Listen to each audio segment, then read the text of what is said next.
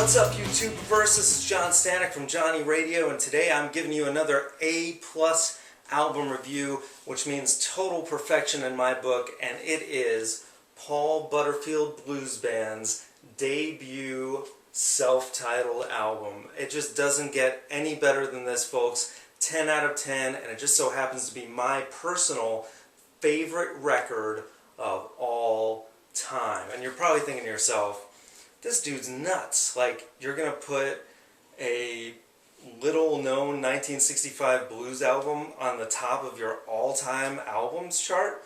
And the answer is yes, absolutely.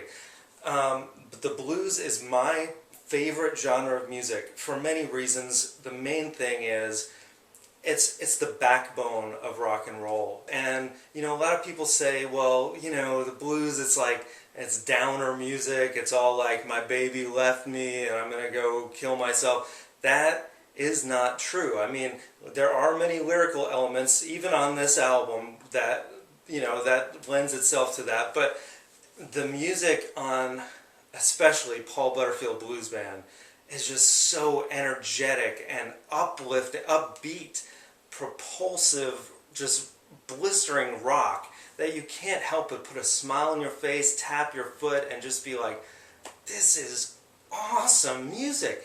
And I'm telling you, if aliens came from another planet and said, what, and they just gave us the option to say, what is the album that defines your planet?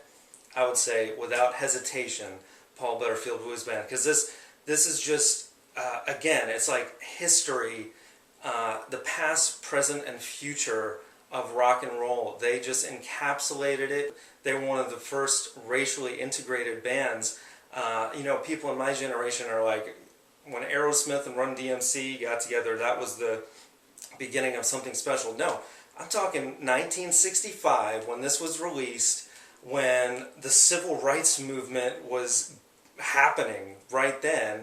You got these two guys from Howlin' Wolf getting together with these three white guys and making just the most exciting blues music you'll ever hear, and you can just tell they just all love it. And just from the opening seconds of Born in Chicago, you know you're in for a ride, because it's just like this just frenetic energy from all of the players. And oh my gosh, before I go any further, Mike Bloomfield, this guy, and you've heard his guitar work, you know, with Bob Dylan on Highway 61 Revisited, and other albums, but his work on this album, oh my gosh. The guitar solo on Shake Your Moneymaker is one of the top 10 guitar solos of all time, in my opinion.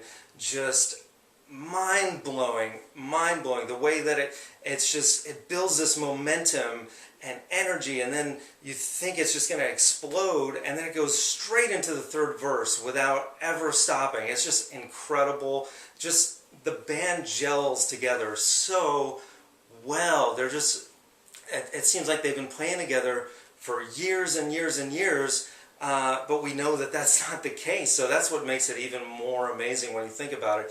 Paul Butterfield, by the way, his singing and phrasing is just spot on. He may not be the most amazing vocalist of all time, but he is just perfect for what he needs to be. And wow, what a harmonica player. I mean, this guy is just top-notch all the way through. You know, Blues with a Feeling is a song that I think sums up the record. That's what Paul Butterfield Blues Band is. Blues with a feeling. And of course all blues has feeling. I mean, that's the nature of the blues. But, I mean, they put some extra feeling into this, because it's just such raw, emotive rock that it just never lets up. It just keeps going. Even the instrumentals that were originally written, actually there's only 3 songs on the album that were originals. All the rest are covers. I mean, with blues, it doesn't matter. But Thank You, Mr. Poobah and Screamin', they're just incredible instrumentals, especially Thank You, Mr. Poobah. The chord progressions, the jazzy chords in it, I just appreciate so much. I think as a lover of the blues, I've just always wanted to find that amazing blues record from start to finish. Because to be honest with you, until I heard this record, there's only been a few great blues albums that I've heard, from artists like Stevie Ray Vaughan, but even those have some weak moments. This album, from start to finish, has no weak moment whatsoever. And while some of the songs, a lot of people complain that blues can be a bit repetitive in nature musically.